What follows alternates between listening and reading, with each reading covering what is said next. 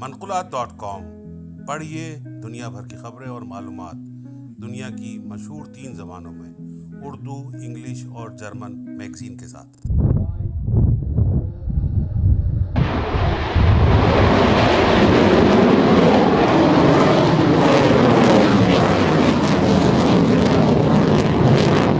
पाकिस्तान ने ज़मीन से ज़मीन तक मार करने की सलाहियत रखने वाले बैलिस्टिक मिसाइल गजनवी का कामयाब तजुर्बा किया है।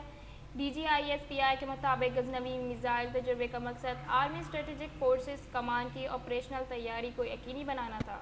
तजुर्बे का मुशाहिदा commander army strategic forces command general Mohammad Ali, strategic plans division के सीनियर अफसरान, आर्मी स्ट्रेटेजिक फोर्सेस कमांड, साइंसदानों और इंजीनियर्स ने किया।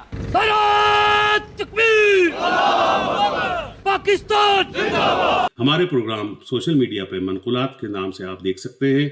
यूट्यूब पे मनकुलात के प्रोग्राम को लाइक कीजिए और बावक्त बरखबर रहने के लिए हमारे चैनल्स को सब्सक्राइब कीजिए और बेल आइकन का बटन दबाना मत भूलिए।